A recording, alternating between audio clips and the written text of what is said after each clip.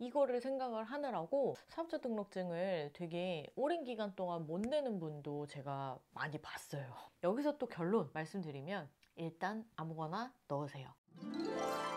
안녕하세요. 일단 하고 보는 리뷰셀러입니다. 사업자 등록증 발급하는 거에 대한 이야기를 하려고 하는데, 온라인 창업, 특히 중국 사입의 경우 사업자 등록증 발급은 필수입니다. 사업자 등록증 발급하는 거는 되게 생각보다 쉬워요. 인터넷으로 가능하고 5분이면 할 수 있는데, 막상 이게 하려고 딱 보면 이거는 뭐지? 어떤 거 선택해야 되지? 여기 이거 넣어도 되나? 이거는 뭘 넣지? 분명히 이렇게 질문들이 생겨요. 그래서 제가 오늘 그 생기는 궁금증에 대해서 먼저 해소를 하고, 그 다음에 홈택스에 들어가서 같이 사업자 등록증 발급하는 거를 해보도록 하겠습니다.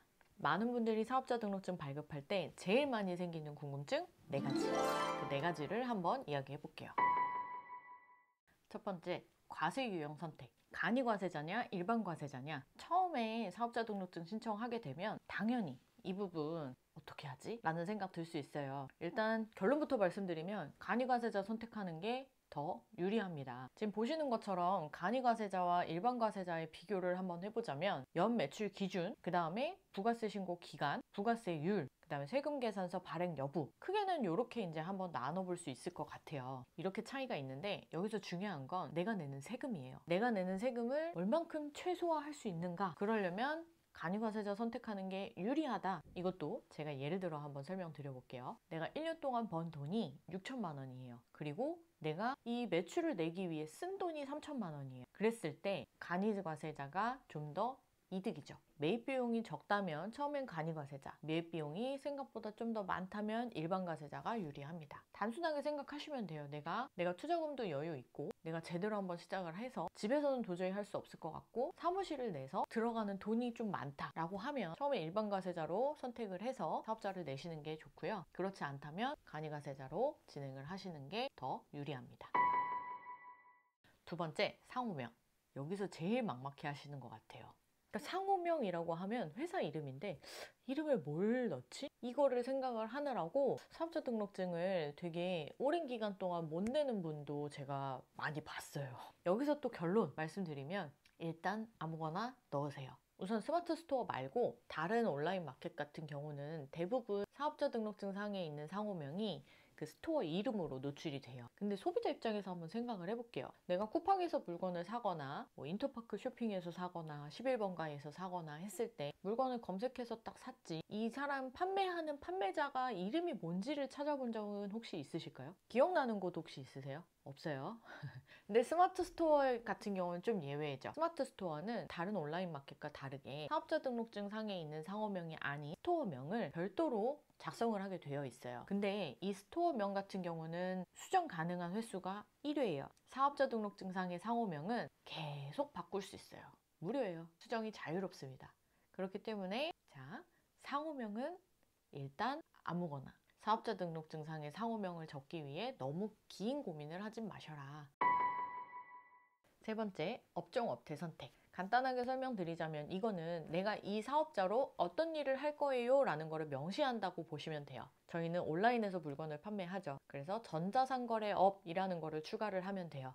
업종 코드는 525101입니다. 근데 이거는 제가 홈택스에서 이따가 신청할 때 조금 더 자세히 한번 설명을 드리기는 할게요. 저희가 간이과세자, 일반과세자로 하죠. 법인 같은 경우는 이 업종 업태를 추가할 때마다 비용이 들어가요. 근데 일반과세자나 간이과세자는 별도 비용이 들어가거나 하진 않아요. 그래서 추가를 했다 뺐다가 막 다시 또 넣었다가 수정했다가 하셔도 상관없다. 네 번째, 사업자 주소. 온라인 창업을 할 때 꼭 사무실이 있어야 되는 건 아니에요. 집 주소를 넣고 운영을 해도 상관이 없습니다. 근데 여기에서 문제가 있어요. 전자상거래법에 의해서 판매자의 기본 정보는 필히 공개해야 된다라고 되어 있어요. 그러다 보니까 내 집 주소가 노출이 되게 되죠. 많은 대표님이 이제 이런 거를 꺼려 하시고 어떡하지? 라고 이제 고민을 하시는데, 저 같은 경우는 비상주 오피스를 지금 사용을 하고 있습니다. 이게 꺼려지시는 분들은 비상주 사무실 계약을 하고 그 계약한 사무실의 주소를 사업자에다가 넣으시면 됩니다. 여기까지 사업자 등록증 신청하기 전에 체크하면 좋은 부분 4가지 설명드렸습니다. 이제 홈택스로 넘어가서 사업자 등록증 신청해 볼게요. Time to go.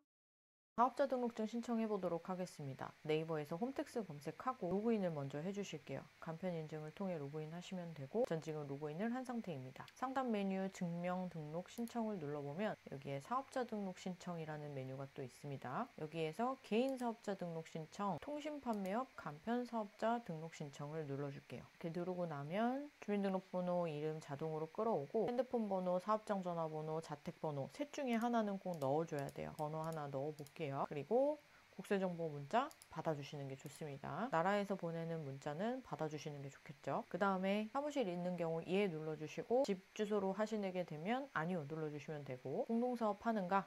안 하면 아니요. 서류 송달 장소는 사업장 주소 외 별도 주소지를 희망하는가? 서류 송달 장소는 다른 곳에 받을 곳 있으면 그쪽으로 하시면 되고 그게 아니라면 그냥 아니요 체크해 주시면 되고요. 다음에 상호명. 상호명은 한글로 적으셔야 돼요. 영문 안 들어가요. 만약에 영문으로 상호명을 지었다고 하면 옆에다가 괄호치고 넣어주시면 돼요. 개업일자는 신청하는 당일에 넣으셔도 상관없습니다. 주소지 동일 여부. 집 주소랑 동일한 거를 쓰느냐? 여 누르면 자동으로 주소 끌고 오고요. 주소 이전 시 사업장 소재지 자동 이전. 동의함 눌러주시면 이사한 후에 주소 등록하면 자동으로 여기 변경도 됩니다. 자, 그 다음에 업종 선택. 각 업종 코드 오른쪽에 마우스를 갖다 대면 좀 더 자세한 내용이 나옵니다. 우리는 전자상거래업을 진행할 거기 때문에 525101 해당 업종 코드 선택을 해주시면 되고요. 내가 만약에 SNS 마켓을 통해서 물건도 판매한다 라고 했을 때 이것도 추가해 주셔도 돼요. 하나만 확인하자면 해외직구 대행업은 부가세 신고기간 때 세금 정산하는 방식이 달라요. 그래서 가능하면 해외직구 대행업은 별도 사업자를 내서 진행을 하시는 걸 추천드립니다. 이렇게 업종 선택을 했고 그 다음에 현금 영수증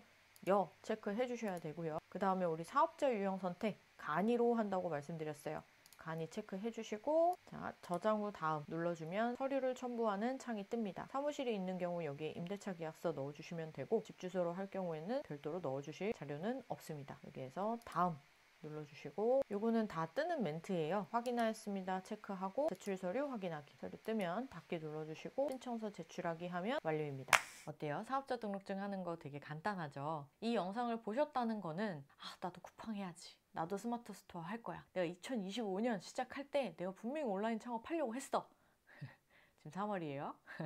이런 생각이 있으니까 아마 눌러보지 않았을까 싶어요. 온라인 창업 어렵지 않습니다. 제가 앞으로 하나하나 하는 방법에 대한 설명을 드리도록 할 테니까 이 영상 도움 되셨다면 구독 한번 눌러주시면 감사하겠습니다. 사업자 등록증 바로 발급해오세요. 화이팅!